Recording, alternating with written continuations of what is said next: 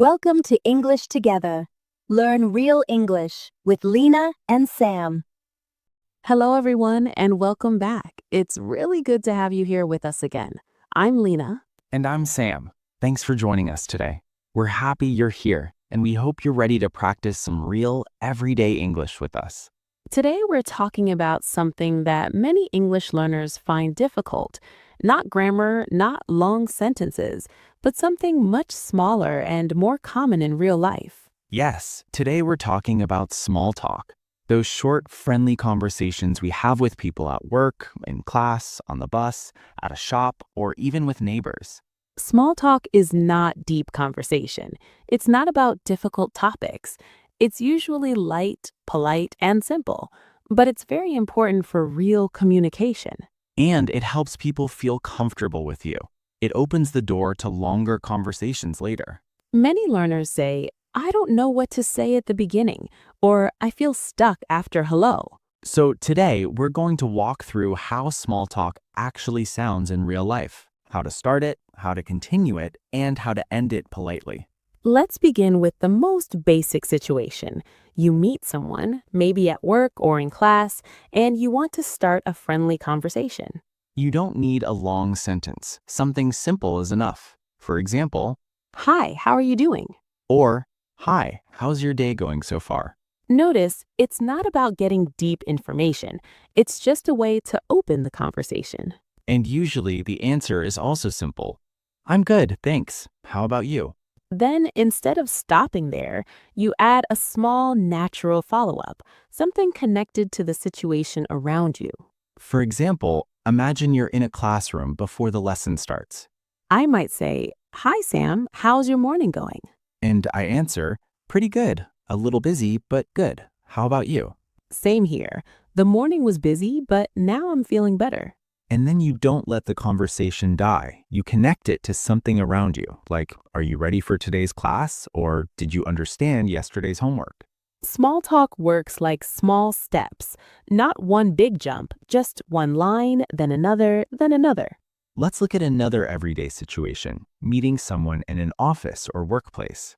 Many conversations start near the coffee machine, the hallway, or before a meeting. I might say, morning, Lina. Did you get much sleep last night? Not really. I went to bed late. What about you? Same. Early start today. Then we move naturally to the next sentence.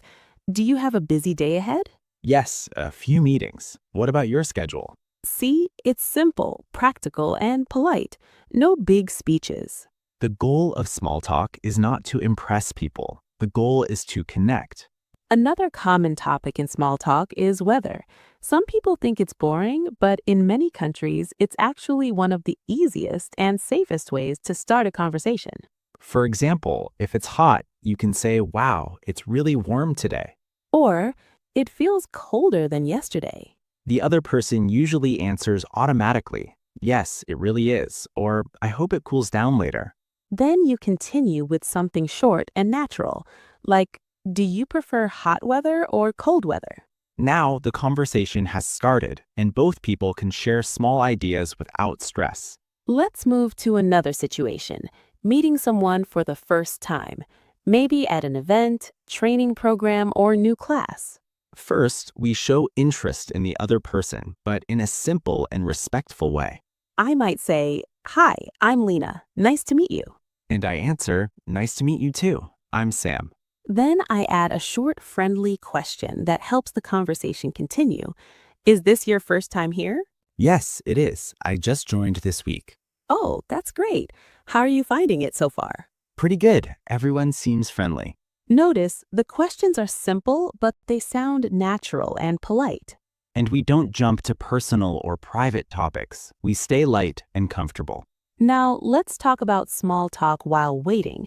For example, waiting in a line, waiting for the bus, or waiting before a class starts. In these moments, people often feel quiet, but open to small conversation. I might say, the bus is running a little late today. And I answer, yes, it usually arrives earlier than this. Then I can continue with something neutral and polite. Do you take this bus every day? Yes, almost every morning. Now the conversation is moving, but it still feels light and comfortable. There is another important part of small talk, reacting politely when the other person speaks. Yes, small talk is not only about asking questions, it's also about showing that you are listening. We use short, natural responses like, really? Oh, I see. That makes sense. Sounds nice. These phrases help the conversation feel natural and friendly. Without them, the conversation sounds cold or too formal. For example, if I say, I usually walk to work, it takes about 20 minutes, and Lina just stays silent, the conversation stops. But if I answer, oh, that sounds nice, a morning walk is a good start to the day, then the conversation continues. Let's look at small talk in social places, maybe at a cafe or a small gathering. I might say, this place has a nice atmosphere. Yes, I like it here. Do you come often? Not very often, maybe once or twice a month. Then I can connect the topic to something nearby. The music here is relaxing. Yes, it is. It makes the place feel calm. Notice, nothing is complicated and nothing is forced. It feels like a natural flow. A useful technique in small talk is finding common ground, something both people share. For example, maybe both people are students, workers, travelers, or neighbors. I might say, do you live nearby? Yes, just a few streets away. Oh, really? I live not too far from here as well. Now there's a small connection, same area, same experience, same environment. And from there, new sentences appear naturally. Another common topic is plans for the day or week. I might say, do you have a busy week ahead? Yes, a few things to finish, but it should be okay. I hope it goes smoothly. This kind of language sounds respectful and polite. It shows interest, but without pressure. Now let's talk about something that many learners worry about, silence. Silence during small talk is normal. Sometimes people pause for a second. That doesn't mean the conversation is bad. When there is a short silence, you don't need to panic. You can simply add one more small, natural question. For example, by the way, do you work or study? Or how long have you been here? Simple questions restart the conversation gently. Another important part of small talk is knowing how to end the conversation politely. In real life, we can't talk forever. Sometimes we need to leave, go to work, or continue what we were doing. Instead of stopping suddenly, we close the conversation in a friendly way. For example, it was nice talking with you. I should get going, but I enjoyed our talk. Hope we talk again soon. These endings feel respectful and positive. Small talk is not only about starting, it is also about leaving the conversation gently. Everything we're talking about today has one goal: helping you sound natural, polite, and comfortable in everyday English. Small talk is not a performance. It's not about perfect grammar. It's about being approachable and friendly. And the more you practice, the more natural it becomes. Step by step, conversation by conversation, it starts to feel easier.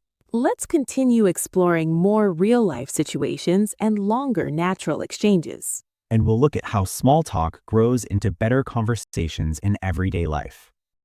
Sometimes small talk is not only about questions, it is also about sharing a little detail about yourself. This helps the conversation feel natural. For example, if someone says, "This weather is really hot today," you can reply, "Yes, it is. I walked to the station and I was already tired before I reached." After this, you can add, "How was your morning?" This makes the conversation grow step by step. You can also connect your reply to the situation you both share. If you are waiting in a line, you can say, "This line is moving slowly today." The other person may answer, "Yes, it is." Then you can continue, "Do you come here often?" This sounds simple, but it is practical and real. Most small talk starts from ordinary daily situations. Let's look at another common situation: small talk at school, college, or training class. Many learners feel shy to speak in these places, but you can start with short and natural sentences like, "Hi, have you finished the homework?" or "How did you find today's class?" These sentences do not feel heavy. They sound friendly and safe for conversation.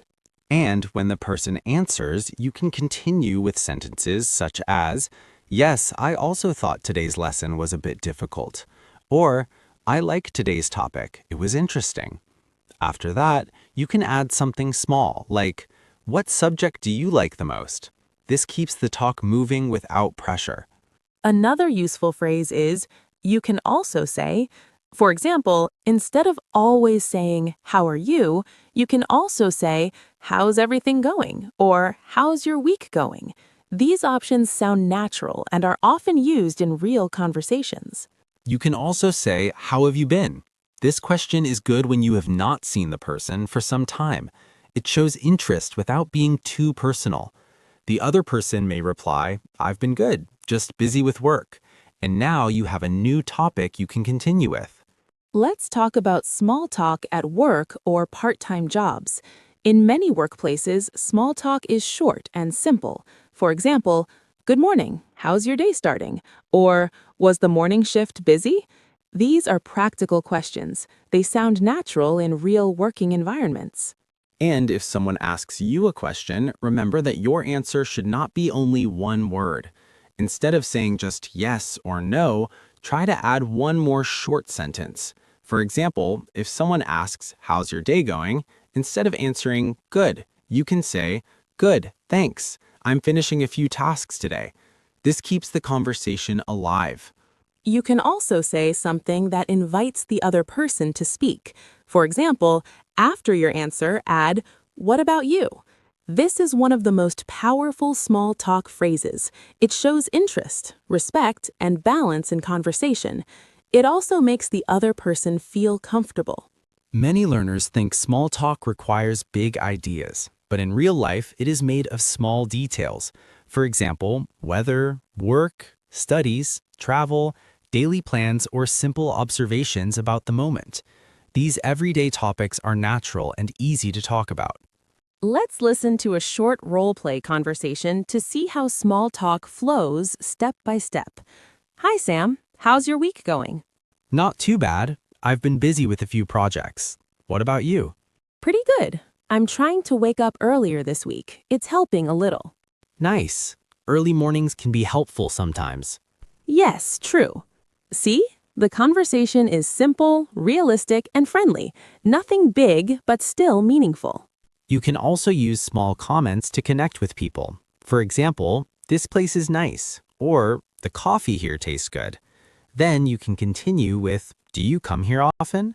This sounds natural and gives the other person something easy to answer. Another practical tip, if you don't understand something, you can also say, sorry, what do you mean? Or, can you say that again, please? This is normal in real conversations and helps you stay confident while speaking. Sometimes people worry about silence in conversations, but a small pause is okay.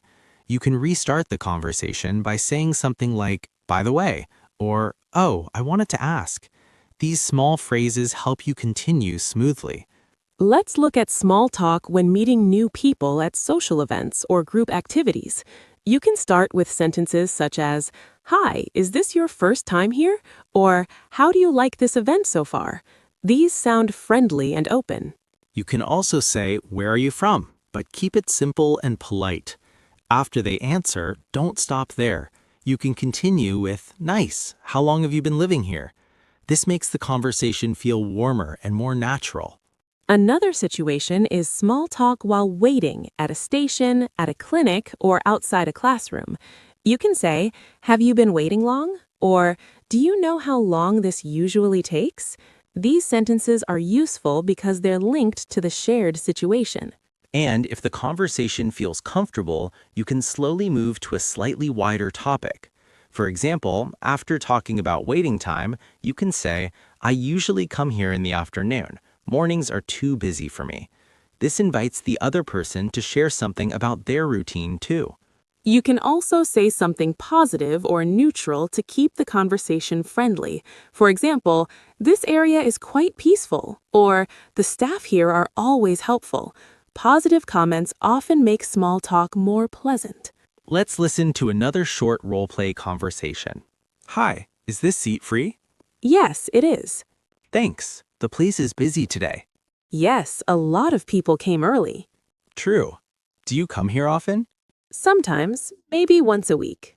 Nice. This is simple but realistic. The goal of small talk is not to be perfect. The goal is to connect. And remember, you don't always need to talk a lot. Even short, clear sentences show confidence and good communication. Another useful idea is to prepare a few go-to sentences you can use in many situations. For example, I'm not sure, but I think so. That sounds interesting. Oh, really? I see. These sentences help you stay active in the conversation. You can also say, "That's nice," or "That's good to hear" when someone shares something positive. These small responses show that you are listening and engaged. And when you want to finish the conversation politely, you can say, "It was nice talking to you," or "Have a great day." This closes the conversation in a friendly and respectful way. Before we finish, let's review a simple idea. Small talk is not about perfect grammar or long sentences. It is about being present, friendly, and open to conversation. You can also say that small talk is like a small door. Once you open it, bigger conversations can come later. Now it's your turn. In the comments, write one small talk question you feel comfortable using in real life. You can choose from work, school, travel, or daily life situations. And we'll read your comments and maybe use some of your questions in our future videos. Thank you so much for learning with us today. See you in the next lesson. Bye for now. Us. Like this video and share it with a friend. Keep practicing. See you next time.